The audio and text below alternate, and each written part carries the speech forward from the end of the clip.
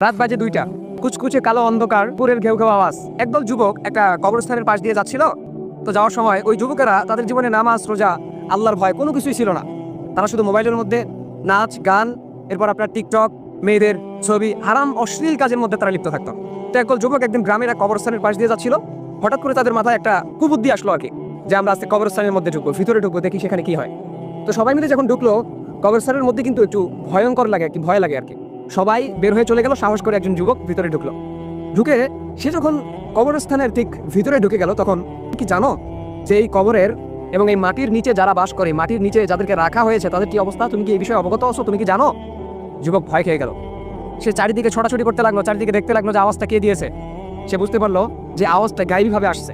সে যখন বললো যে কে আওয়াজ দিচ্ছে, হঠাৎ করে একটা কবর থেকে সে দেখতে পেল, একটা কবর থেকে একজন লোক উঠলো, যার চেহারা নেই, কিন্তু তার চক্ষুগুলো লাল বর্ণের ছিল।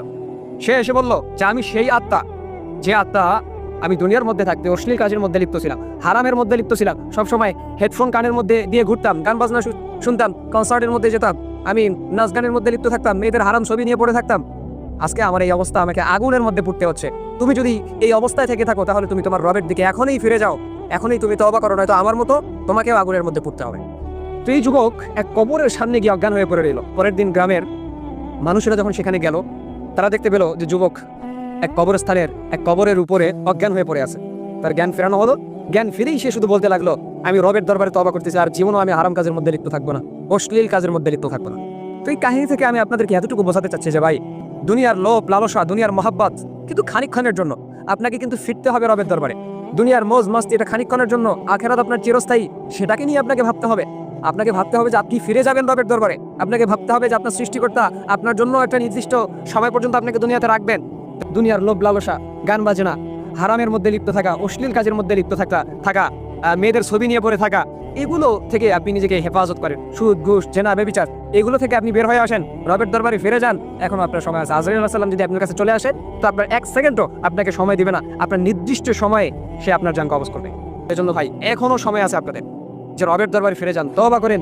তো এই জন্য কবরের কথা যখন আপনি স্মরণ করবেন, তখন আপনার মনের মধ্যে কিন্তু রবের ভয় ঢুকে যাবে। আজকে আমরা কবরের কথা স্মরণ করতে চাই না, আমরা স্মরণ করতে চাই না রবের কথা, আমরা স্মরণ করতে চাই না জাহান্নামের কথা, স্মরণ করতে চাই না কবরের আযাবের কথা।